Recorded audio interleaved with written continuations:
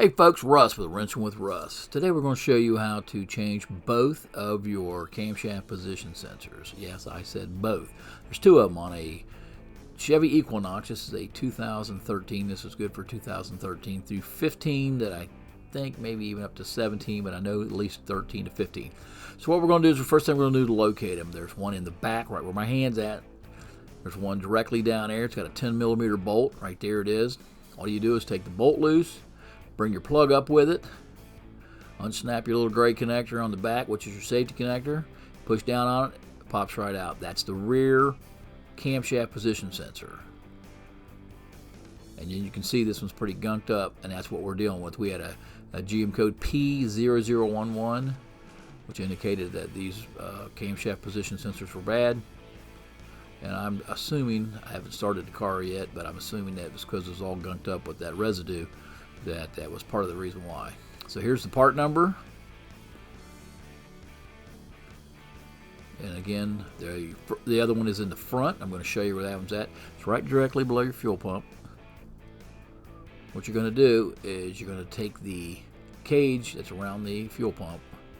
You're going to take it loose. And right where I'm pointing right there is where the sensor's at. Directly below my finger is where you're going to be working. So the first thing you want to do is you're going to want to take that cage off.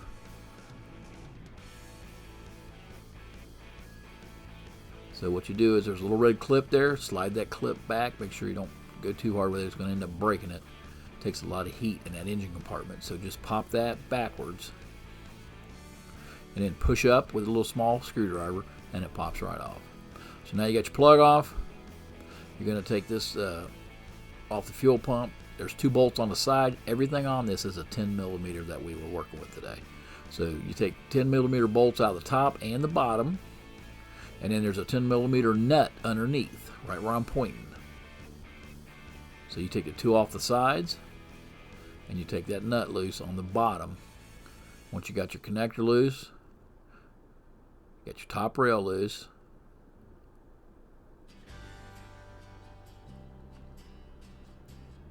Now this cover will come right off. Down at the bottom it also has a little plastic retainer clip. And we just used a door panel trim tool just to pop these off there with. Now that you got that out, there's going to be like a styrofoam cover that goes over top of that pump also. Take that off, and now you can get to it. It mounts directly underneath there. Again, it's a 10 millimeter bolt. And we used a swivel head socket. That way you can get up in there and get to it. But once you get it loose, you can pretty much get both hands in there to get the bolt loose. Now that you got the bolt loose, you just wiggle it out. Might take a second or two, but it will come out. Again, we left our connector on so we could bring it up with it. And then you just pop it off, and there's your front one. And again, the safety clip, you just pop it back. We had to take a screwdriver. Some of these have been on there so long it takes a minute. But take your screwdriver, and with some caution, pop that back. And then once you get that off, do the exact same thing. You push down, and the sensor will come right off. There's the sensor for the front. And again, these are identical. And then to reverse the process, put a little grease on that, a little dielectric grease for that O-ring. Make sure it seats, and that way you don't have any problems, because you could cut this when you're putting back in there if you don't put something on there with that rubber O-ring. So snap it back in there, and then get your hand up underneath there the best you can. Put your 10 millimeter bolt back in. And then we hand tighten as much as we could get. And then snap your plug back on it.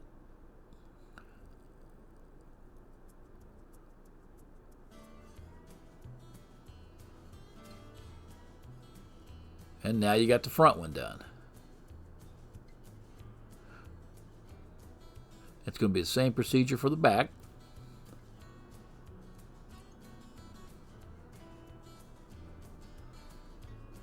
And we just got a little grease on there. maybe a little too much. But the hole is on the back of the block.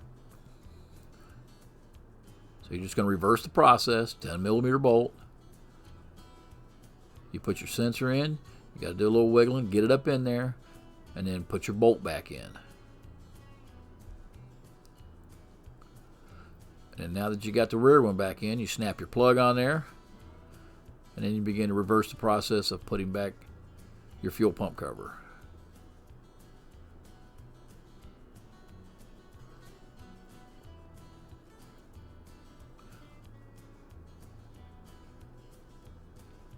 And it took me a minute to figure out how it goes, as you can see. But we got it.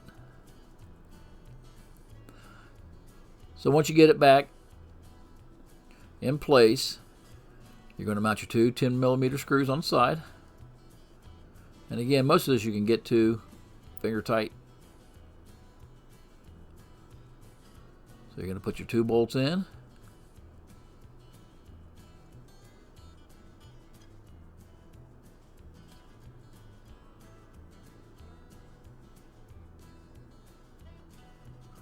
And don't ask me what the torques are for this. I have no clue. We just tighten them down until they're snug.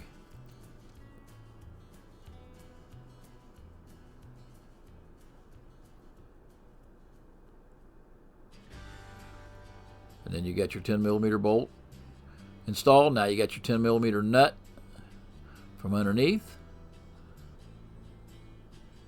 And then once you get that on,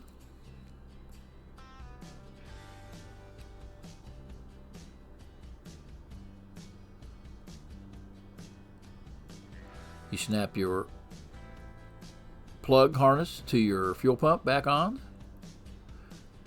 and then these two plastic retaining clips.